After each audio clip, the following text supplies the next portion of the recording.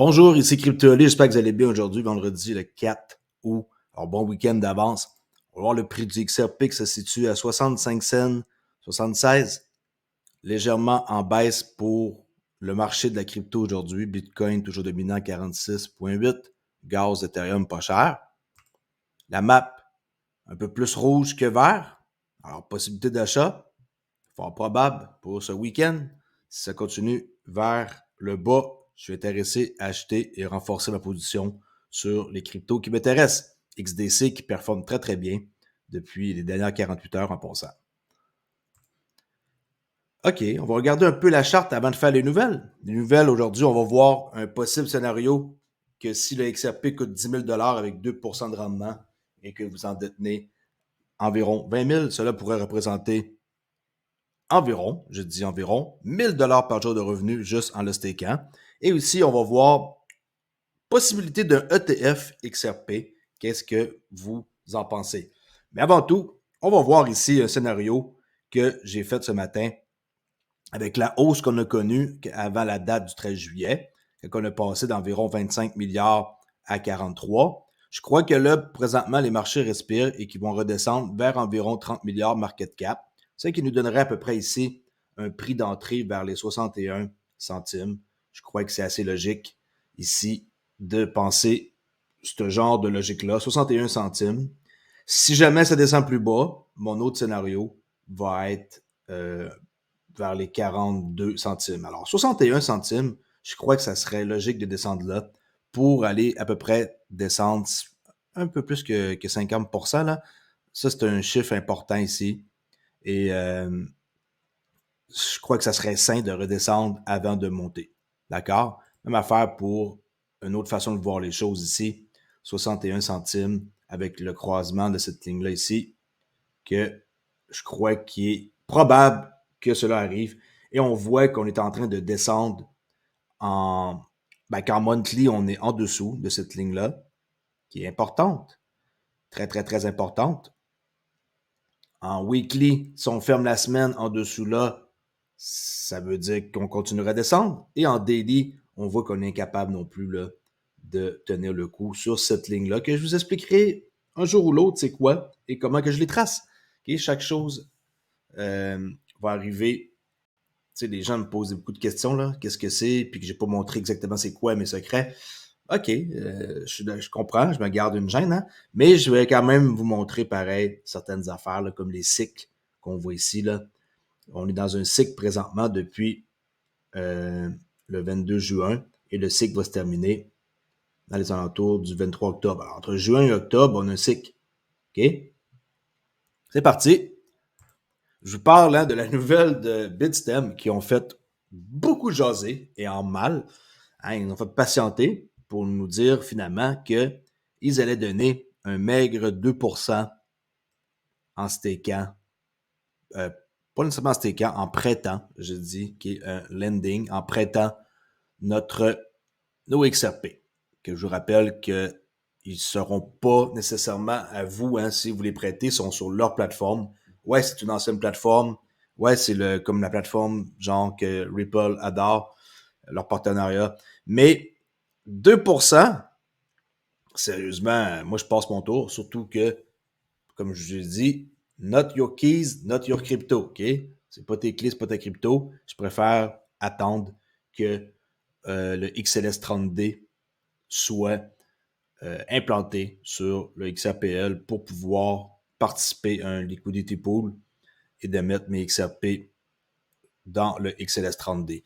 Alors, qu'est-ce que vous en pensez? Je ne vais même pas vous lire les commentaires sur Twitter, qui est X, parce que c'est juste des commentaires négatifs par rapport à ça. Gagner plus en prêtant XRP, une augmentation permanente de 2% d'APY. C'est là que je suis intéressé. J'ai été voir mon compte. D'ailleurs, moi, j'ai plus accès parce que je reste au Canada. Ils ont passé un règlement. On peut plus. En Angleterre, on peut plus. Il y avait comme plusieurs places là. Alors, c'est pas terrible. Il me restait comme des miettes dans ce compte-là que j'utilise plus avec un vieux mot de passe. Tu sais, là, je m'en occupe plus. Mais j'ai réussi à aller voir, effectivement, dans ma watchlist, Earn 2% APY. Si vous cliquez ici, vous allez arriver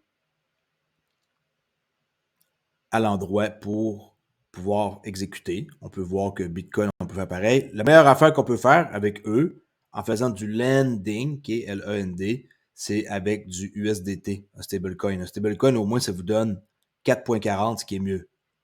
Est-ce que ça vous tente de prêter vos stablecoins sur Bitstamp? C'est la question que je vous demande. Il y en a qui vont dire oui, il y en a qui vont dire non. Ça reste que c'est un CEX, Centralisé Exchange. OK? Je préfère de loin passer par autre chose qu'un CEX. À vous de voir. 2%. OK? Continue ici avec mon scénario que je vous parle suite à un tweet que j'ai vu de cette personne-là, que lui, il voit ça positif, 2%, que c'est pas si mauvais que ça comme affaire. Alors, ce scénario est simple. Le XRP coûte 10 000 vous en possédez 20 000 et vous placez ça, hein, vous prêtez comme par exemple sur Bitstamp toutes vos 20 000 XRP qui coûtent 10 000 chaque, ça fait 20 millions de dollars à 2%. Ça fait 400 000 par année. Et 400 000 par année, c'est 1095 par jour. OK, moi j'ai dit 1000, là. Je vais arrondir. Alors, 1000 dollars par jour à rien faire en prêtant vos XRP. OK, je comprends le principe, je comprends les chiffres mathématiques de base, mais est-ce que je ferais ça sur Bitstamp, par exemple? La réponse est non. Si ça sort de ma clé, mon code wallet, j'ai des forts doutes que ça m'intéresse de risquer une grosse somme comme ça. Metteriez-vous 20 millions de dollars sur Bitstamp? Si le XRP coûte 10 000 et que vous en possédez 20 000, je sais pas, mais moi, je ferais confiance bien plus à XRPL. Et en tout cas, je sais pas pour vous, c'est quoi que vous en pensez. Faites-moi en part dans les commentaires.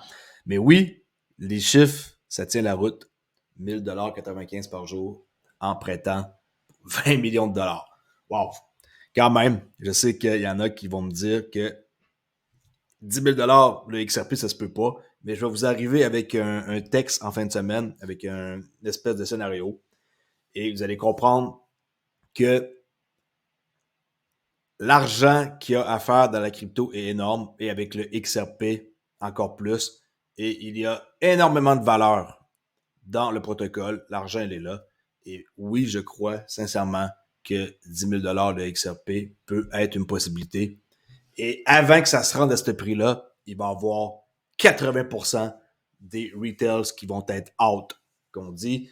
Vous pensez que les banques, ils vont pas encaisser avant vous. Les banques, ils vont encaisser bien avant vous et ils vont vous faire débarquer de façon, pas par la force, OK? S'entend? Ils vont vous faire débarquer par la force de votre mental. Vous ne serez pas capable de tenir le coup. Quand les XRP vont commencer à monter là, à 10 là, il y a bien du monde qui vont être déjà out of the game. Je vous le dis, imaginez un XRP à 100 $. Il y en a qui vont virer fou, ils vont devenir riches et ils vont plus vouloir rien savoir. Mais 100 $ pour un XRP, encore là, c'est ridicule. Et continue ici, en quoi qu'il y a un ancien avocat du CFTC qui voit le potentiel d'un ETF XRP. Je ne sais pas si ça va être accepté, si c'est un scénario qui est vraiment envisageable.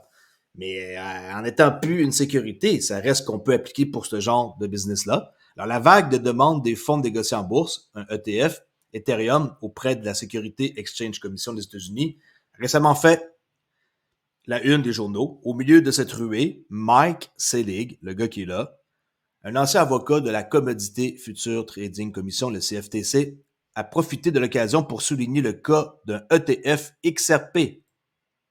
OK? Les commentaires de Selig ont attiré l'attention sur la position de XRP en tant qu'actif numérique avec une clarté juridique aux États-Unis. Le cas d'un ETF XRP semble encore plus convaincant, car c'est le seul actif, je vous rappelle, numérique qui a été jugé comme n'étant pas un titre dans le tristement célèbre affaire de la SEC qu'on a attendu pendant vraiment longtemps. Mais on a gagné, hein, finalement. Le statut juridique de XRP étant réglé, la discussion s'est maintenant déplacée vers son potentiel en tant qu'ETF. Les idées de Selig ont mis au premier plan la base solide du XRP en termes de clarté juridique, le distinguant des autres actifs numériques. Il y a juste BTC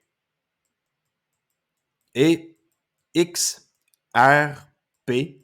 qui ont une clarté. Et on s'entend que lui, il a eu sa clarté de façon juridique. Là. Alors, BTC, XRP, c'est les seuls. Alors, tout pourrait disparaître, là, comme par magie, et les deux seuls qui resteraient, ce seraient eux qui seraient safe. Bon, ça, c'est un scénario qui sort vraiment de... Comme ça, imaginaire, là, on s'entend qu'il ne restera pas deux cryptos sur les 25 000, là, qui est plus que ça. Alors, cela soulève la question de savoir si un ETF XRP pourrait bientôt venir une réalité, ouvrant la voie à de nouvelles opportunités d'investissement sur le marché des crypto-monnaies. Seul le temps nous dira si ces idées se traduiront en action, mais la conversation a certainement commencé. Pose la question, les répondre dans les commentaires. Un ETF XRP, possible, oui ou non? D'accord? Parle ici de la Fubon Bank et Ripple, prochain article, qui utiliseront le HK, le Hong Kong CBDC, dans un projet pilote de tokenisation immobilière que j'adore, pour ceux qui me connaissent. Une nouvelle qui est sortie avant-hier. Alors, la semaine dernière, la Fubon Bank, basée à Hong Kong, a dévoilé des plans pour un projet pilote de tokenisation immobilière avec Ripple, la société de blockchain et de cryptographie associée à XRP Ledger. XRPL.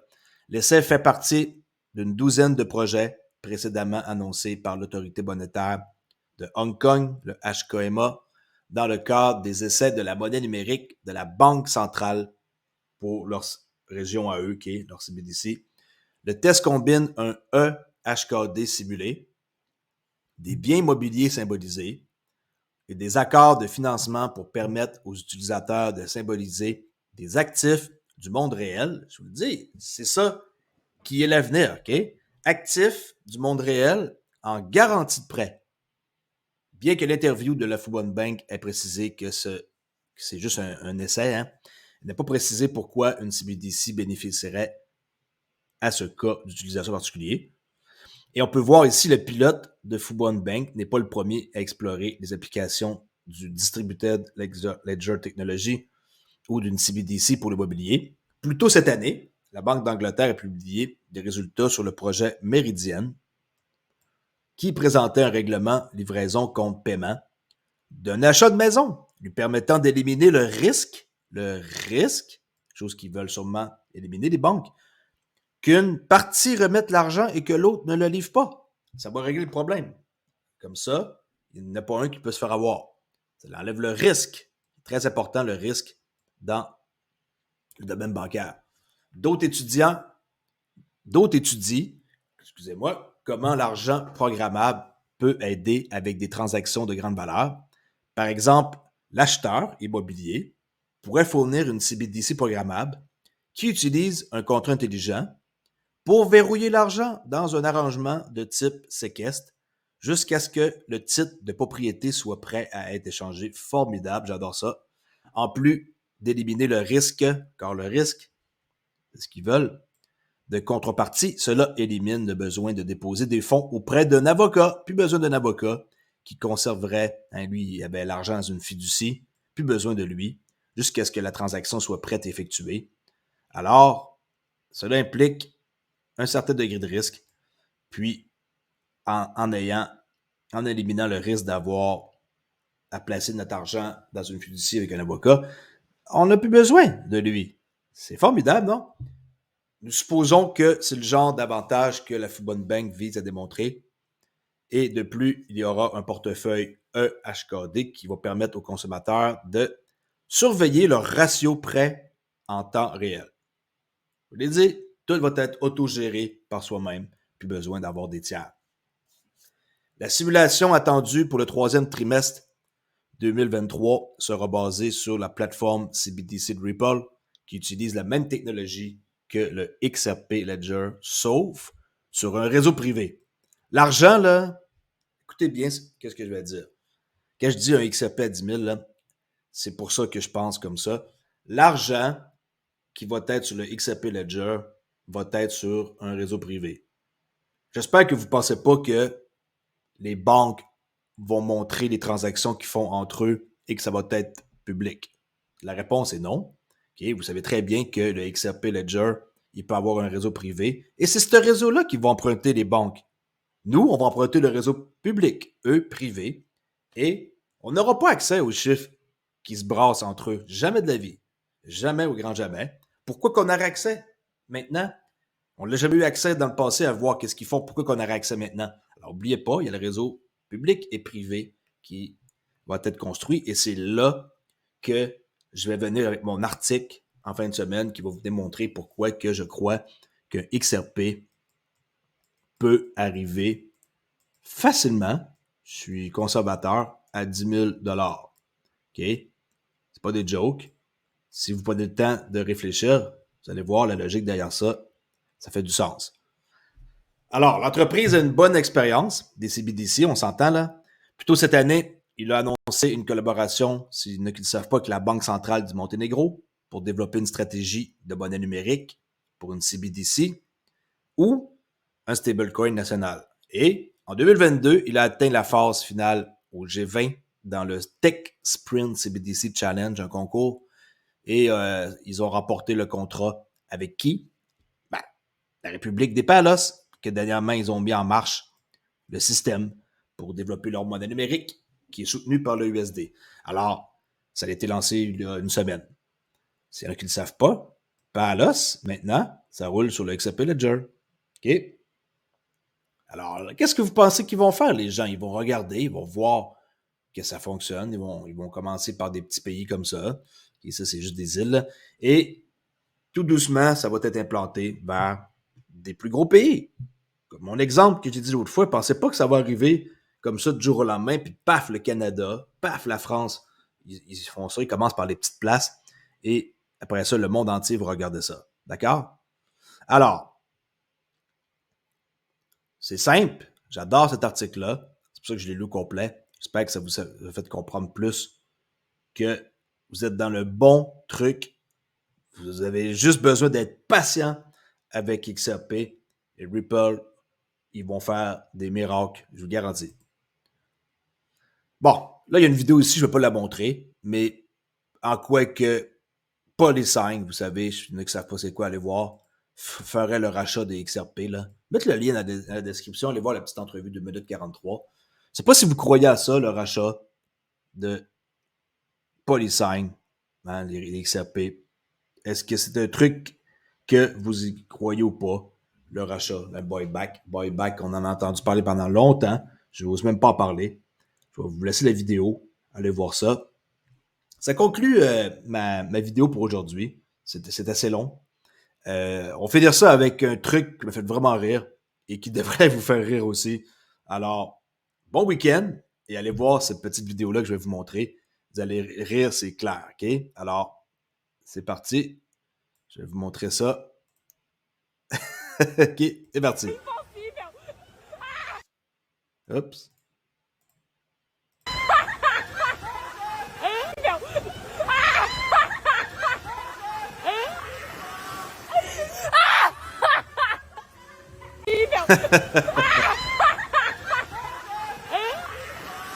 En tout cas, ça n'a pas dû faire du bien. Vraiment, ça a dû faire mal. Alors, je laisse là-dessus et je vais vous revenir avec un scénario d'un XRP à 10 000 et vous montrer où ce que l'argent va être et pourquoi que je crois forcément que ça va arriver un jour ou l'autre. Pas de matin, ça c'est sûr.